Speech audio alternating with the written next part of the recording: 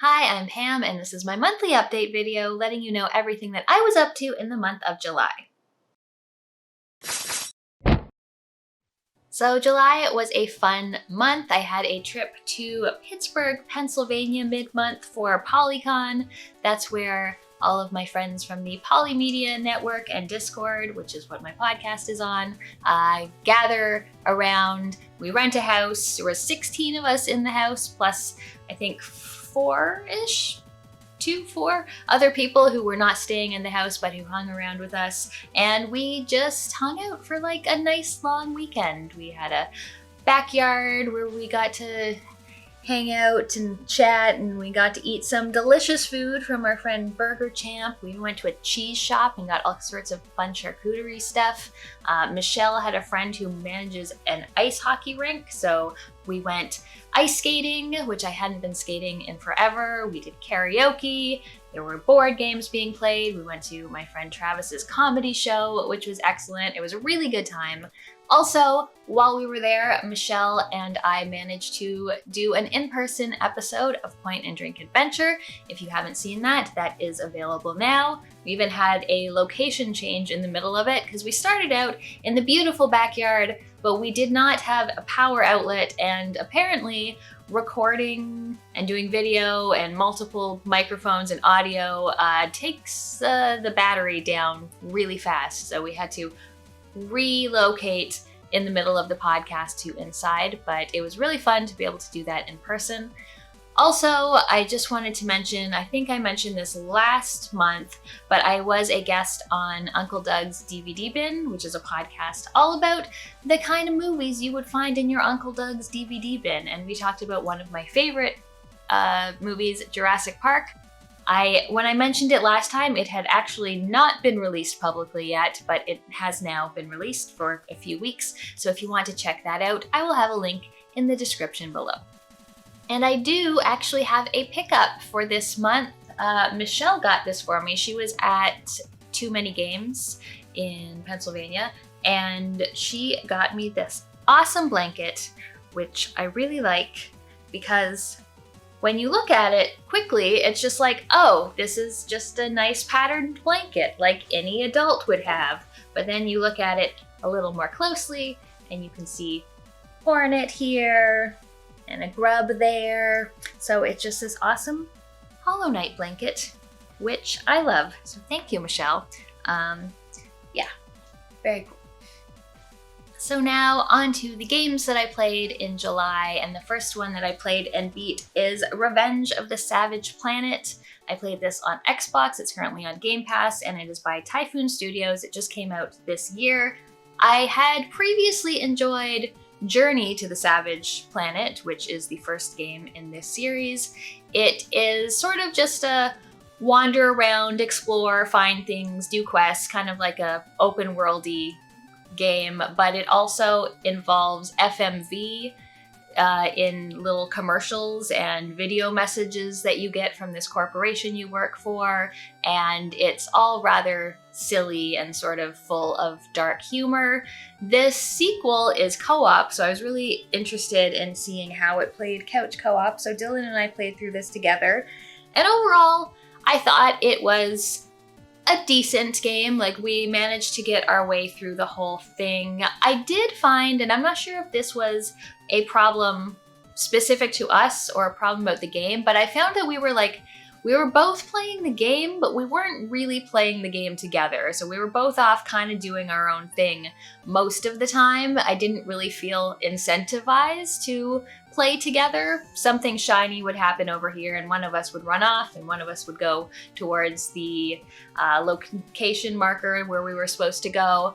But the exploration is fun, the platforming is really good, you get new abilities as you go, and you can start like double jumping and grappling and dashing places, which makes it a lot of fun to explore and find new things, get little collectibles, and get side quests. Although I did find that there is way more combat than I would like for there to be in the game. The combat is fine. it just kind of gets in the way. Like, the exploration and platforming is definitely the highlight, and sometimes there's just annoying little enemies just buzzing around all the time, and you think you've cleared them all out, and then they start respawning and they're shooting at you. And if they had just reduced the amount of enemies by quite a lot, like 75%, I think it would have been a lot better of a game. Also, playing through with split screen co-op, there are just sort of some minor annoyances in terms of, like, if one person opens the menu, you both have to look at the menu. There's multiple planets to go through, so if you change to a new planet, the other person gets brought along, which honestly makes sense. But it was a decent game, but a lot of the things that I liked about it didn't quite work for me as well. A lot of things I liked in the first game didn't quite work as well in the later game. Like, I felt the humor wasn't hitting as much, and also you have this little drone with you this whole time, and this thing is just so chatty and never shuts the fuck up, which was a little annoying. There is an option to reduce the amount of chatter from the drone, which I definitely recommend taking advantage of. But yeah, it's fun, good platforming, good exploration, and just like fun, bright looking planets. But overall, I thought it was just okay. The next game that I played, Dylan and I streamed this on a Thursday. We played Midnight Scenes: A Safe Place. This is by White Blanket Games, came out in 2024, and it is on PC. And Midnight Scenes are a series of short adventure games. They're kind of all like an episode of Twilight Zone, just little pixelated point-and-click adventures. In this one, you play a guy who has locked himself in his room and he refuses to come out. His parents are at his door asking him to come out. He's got his neighbor who he texts with on the phone, but as you go, you're trying to figure out what has caused this man to become so agoraphobic and lock himself in his room and put himself through a bunch of stuff that you think, maybe you should relax and go outside. I thought that this was okay as well. I like the sort of mood of it. I like the pixel art. Some of the puzzles were like pretty decent puzzles to do. I did find the main character, pretty annoying until the end of the game, which, I don't know, I don't want to give anything away, but like Twilight Zone episodes, usually it's like, oh, okay, what's going on here? And then you get the reveal, and it's like, oh, okay, well, that makes sense then, or makes you think of the story in a different light. So most of the time playing through the beginning, I was just kind of like, eh. And then when the end hit, it got better, I guess, or terribly, terribly worse. But yeah, Midnight Scenes, if you're looking for just like a short point-and-click adventure, there's actually a number of them out, and I've played through a few of them. The next thing I beat is something that I actually made a whole video on. It is Chronicles of the Wolf by Megami Games, came out in 2025, and this is a Metroidvania very much inspired by Castlevania 2, Simon's Quest, but then it gets more into the castle-based Metroidvania like a Symphony of the Night or something similar. And if you want to know my full thoughts on that, go watch the video. I think it's a pretty good video. People like it. I didn't love the game, which is my general thoughts on it. I thought it could have used way more quality of life features. I know the game was made that way purposefully because they wanted it to be like an old school Castlevania game, which didn't work for me. I'd rather have those quality of life features than have the nostalgic feel. But it was interesting on the comments of my video, as many people were like, oh, thanks for warning me, I don't want to play that. Just as many people were like, wow, this sounds amazing, I'm buying it right now. So I think I gave a pretty good overview of what it's like, and depending on what you're into, you might like it or not. Another game that I just played for the first time that's been sort of on my backlog for years is MYST, the very, very famous adventure game by Cyan from 1993. I played this for maybe an hour when I was about 11 years old at like a parent's friend's house, and I didn't get anywhere. I just was completely lost, had no idea what to do. And this time I brought Dylan along. We streamed it on Sundays on Twitch for Adventure Game Sunday. And what do I think of MYST? I liked it more than I thought I would during our first play session. Some of the puzzles were pretty interesting. They were the kind of puzzles that I liked. It was fun to explore the different islands. Then we got to our second play session, and I found it pretty annoying. So some of the puzzles are great, and some of the puzzles are not. Like, there's a few puzzles that are basically like mazes, and you know, I just can't stand mazes or things that are combining sort of mazes with sound clues that you're supposed to recognize. I found that there was a lot of sort of going back and forth. My biggest complaint was just the movement. Rather than, you know, be on a grid where you can go forward or 90 degrees, turn around. The movement is kind of random. So if you press the right direction, you could go 90 degrees or you could turn around completely. You just kind of have to figure it out. So it was a very annoying control scheme that was hard to make sure that you had seen every single screen just based on you didn't know exactly what direction you were turning when you hit a particular direction. You know, I love FMV, but a lot of the FMV in this was these two brothers who are trapped in these books who are asking you to get pages for them.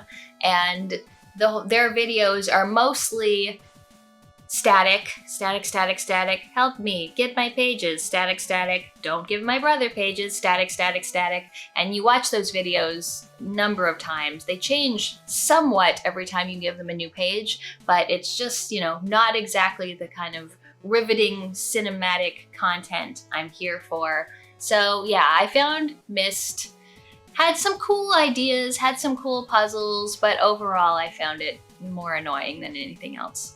Also, a game that I love, Astalon Tears of the Earth by Labsworks, came out in 2021. I was really wanting to play, it was after I played Chronicles of the Wolf, and it's like a very retro-styled exploration platform, or Metroidvania, that I didn't love, and it made me think, man, I want to play Astalon, because Astalon is a very retro-styled, exploration-heavy Metroidvania. So I had played it a number of years ago. I've got a full review of it if you want to see that. I played through on Dark Knight mode, which is a different mode where you're playing as one of the bosses, I think, from the main game. I thought I'd just, you know, for something a little bit different. And I went through it all, got through it, and it wasn't my favorite mode. Like, the main mode is so much better. The thing about the Black Knight mode is that you have all the powers of the three different characters in the regular mode, so you can do everything yourself. You can smack walls and break them, you can do ranged attacks, you can do magic, so you get basically all of the abilities. You're way stronger than any one of the characters you're playing in the main one. But my problem was that you aren't really, you don't need to explore, and you're not really rewarded for exploring.